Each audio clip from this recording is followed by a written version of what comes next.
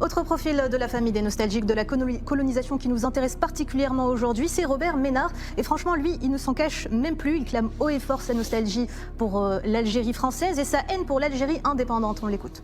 Je me rappelle le voyage de Gaulle, l'arrivée de la Seigneur de l'aéroport d'Oran jusqu'au centre d'Oran. J'étais sur les épaules de mon père avec les petits drapeaux bleu, blanc, rouge et tout. Et 4 ans après, on est en 58, 4 ans après, le même de Gaulle brade l'Algérie. Alors peut-être qu'il avait ses arguments et tout, mais ils sont inaudibles. On était chez nous. 9 ans, il avait 9 ans quand sa famille a quitté l'Algérie et visiblement, il ne s'en remet toujours pas. Mais Robert ne s'est pas arrêté là. Il a reproché même à De Gaulle d'avoir bradé l'Algérie. Il a même écrit un livre intitulé « Vive l'Algérie française » avec un point d'exclamation. Et en décembre 2025, il avait déclaré à la radio « Oran, c'est chez moi. Les Algériens peuvent dire ce qu'ils veulent, ça reste chez moi ». Alors Robert Ménard, on va vous expliquer quelque chose doucement et très rapidement. L'Algérie ne vous appartient pas et ne vous a jamais appartenu. Ce que vous appelez votre paradis perdu, c'est l'indépendance d'un peuple. Ce que vous appelez votre déracinement, 8 millions d'Algériens l'ont vécu avant vous et eux sans avoir le choix et surtout ni la possibilité de rentrer chez eux. Et c'est pour ça que ce soir, on vous remet donc ce trophée avec toute la solennité que la situation